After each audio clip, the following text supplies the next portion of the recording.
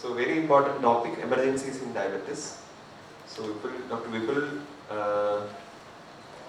is the MD Internal Medicine, and his areas of special interest include diabetes, diabetes insipidus, diabetes foot infection, neuropathy, nephropathy, sexual dysfunction, obesity, and he's a well-known figure and invited speaker at national and international forum. Over to you. Thank you so much, Dr. Arun. Am I audible? Yeah. So, good afternoon to everyone. Firstly, I would like to congratulate the whole team of JPEF and specifically Jyotidev sir to have consecutively 12th year having this much crowd. Today we are going to discuss about emergencies in diabetes. So, I would like to know from the audience that what can be the emergencies in diabetes. Can diabetic ketoacidosis, HHS, hypoglycemia. So these are the most common emergencies in diabetes that we sort in our mind. Yes, you all are right. But when after our MD or clinical medicine we decide that we are going to in a critical care or we are going to in a chronic segment, that first thing in our mind is that we don't want to attend emergency in the middle of the night. And most of the time, why we took the diabetes as a branch, that it is a binary. We know all there is only 3 emergencies that we have to tackle, and our staffs are trained after 2, 3, 5 years, and we can have our sleep very nice at our home. But we have to understand that what is emergency and urgency. Urgency is something that require your attention in hours or days, but in emergency you have to take action within minutes.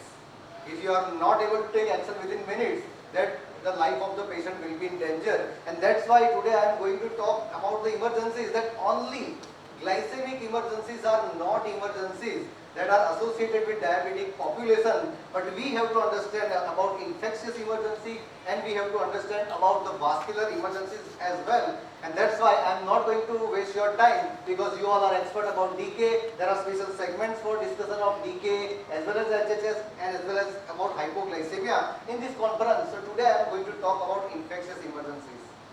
What are the common infections in diabetes? Yes, we all know UTI is most common, then tuberculosis, then skin infection, and there are a number of lists.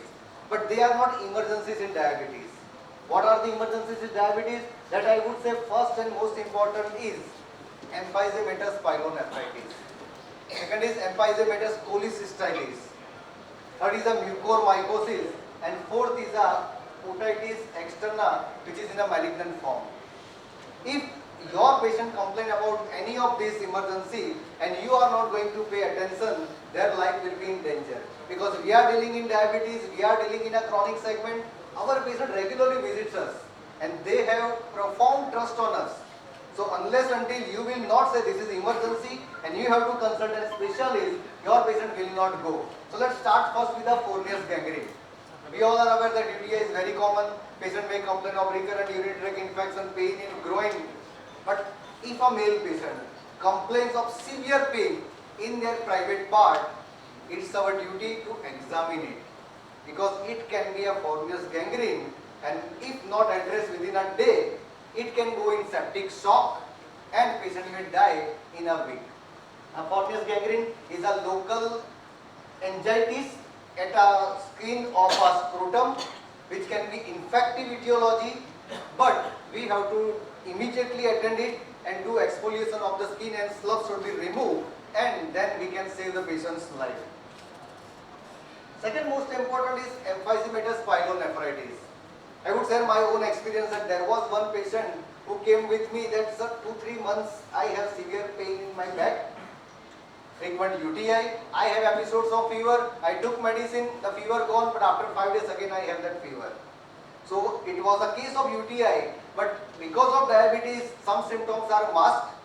Because of incomplete course of antibiotic, the infection was not treated completely, and when we do his CT scan without fever, he has a emphysematous pyelonephritis. Again, this is a very dreaded emergency. If we not address it proper time, the patient may die. Let me also share an incident just a week ago in my hospital, that one patient came who was a diabetic, 35 years old, presented with nausea, vomiting and epigastric pain.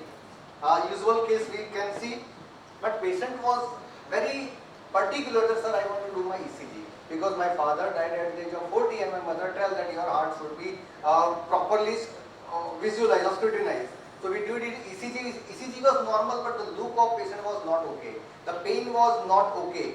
So we do a CT scan and we found that there was a emphysematous cholecystitis. Within an hour, we call an interventional radiologist. A catheter was put in gallbladder and 200 ml pus was drained. And again, in the patient whose ECG was normal, whose echo was normal, we found that there was a triple vessel disease. So the patient may look normal in your OPD, may have severe infectious emergency as well as cardiovascular disease as well. Again, talking about otitis externa, it's a pseudomonas infection. Patient may complain severe pain in the ear. You have to address it properly. If you not treat it properly, it can cause meningitis, it can cause brain abscess because of progressive and malignant nature of Pseudomonas aeruginosa. Again, we now all know after COVID about the mucormycosis, but when I was in my med school, we know that if there is a mucormycosis, there must be diabetes. We also only know about rhinocerebral mucormycosis, but there are many types of mucormycosis that can occur. Obviously, nowadays it's not that common, but we have to take care of any blackish discharge from their sputum or any orifice. It can be mucormycosis in a diabetic population. Now let me also talk something about vascular emergencies. First and most important is diabetic foot. We all know that when we start treatment of any diabetic population, we have to educate them about hypoglycemia. But I would also say that all the patients of diabetes, whether it's the first day of their clinical visit, we have to educate about diabetic food. From the very beginning, we have to categorize patient's food into a normal food and high risk food. And if the patient's food is high risk, we have to educate them to take care of that food very properly. Otherwise, we all know that diabetic foot amputation is the second most common cause of foot amputation after road traffic accident. Let me talk about myocardial infarction. We all are aware that there is a typical anginal pain, there can be a shortness of breath, there can be a PND, but in diabetic population there is nothing like that. Patient may present is an atypical symptom. In the textbook of Harrison, it is written that from the chin to umbilicus, if there is any abnormal sensation, it can be myocardial infarction. And trust me, I have seen all of them. The patient with only pain in little finger had MI, patient with only presented with diarrhea, sudden onset diarrhea, or had inferior wall MI, pain in chin, pain in umbilicus. We had seen patient with diabetes who had myocardial infarction. So never neglect any atypical complaint from the patient. Patient may have gastritis since long, but you have to ask that this chest pain is similar to that you have experienced every day, or it is something new. And if it is a typical chest pain, you must do ECG. And again, ECG is not ruling out acute coronary syndrome. If ECG is positive, there is ACS, but if ECG is negative, you cannot rule acute coronary syndrome. You have to do echo, you have to do troponin, and you have to do angiography if required. The last and most important is stroke. What is stroke? Any sudden changes in body is a stroke. It can be sensory, it can be motor, it can be verbal aphasia, it can be a defect in comprehension, but you have to keep stroke in our mind. Because sensory stroke is often missed in diabetic population. Our diabetic population has some close and stoking neuropathy. We are giving them pregabalin, we are giving them duloxetine, we are giving them gabapentin. This medicine can cause also some giddiness. So sensory stroke and dizziness can be a stroke, but in diabetic population, either we consider them as a neuropathy or we consider them as a side effect of the medicine and we miss the stroke. Again, aphasia and dysphagia.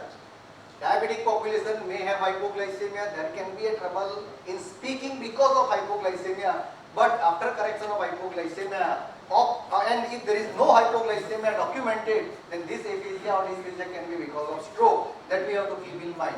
Postural imbalance, again neuropathic postural imbalance because of some side effect of medicine, but if there is a posterior circulation stroke, there can be a postural imbalance that we have to keep in our mind. And sudden severe headache is very emergency situation in diabetic population. They can have stroke. If the patient in my OPD complains that I have a headache from 1 month, I will not be worried and I am on my chair sitting easily. But if patient is telling I have a headache since 1 hour and it diabetes unbearable, it can be a life-threatening emergency for the patient as well. So I would say diabetes is a chronic disease, progressive disease. Management of diabetes is very, very important.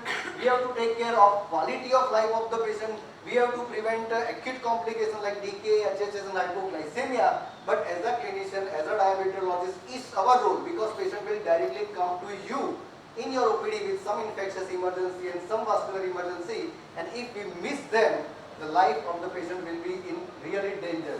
So you all are aware of decay. I am not going to much detail in the discussion of decay. Again, you all are aware about HHS. There is a whole workshop on hypoglycemia. But in diabetes, we have to balance between preventive and curative. A diabetic population may develop MI, may develop stroke in a long run. But when the patient is in your chamber, it's your duty to educate them, provide them good glycemic control, provide them good weight reduction, and screening of complication is always very, very necessary. With that, I would say thank you for silent listening. Thank you, Dr. Vipul. Actually, we usually discuss or listen to acute complications, but we were highlighting the main things which we have to address among our diabetes patients. We will have the questions towards the end. Thank you so much.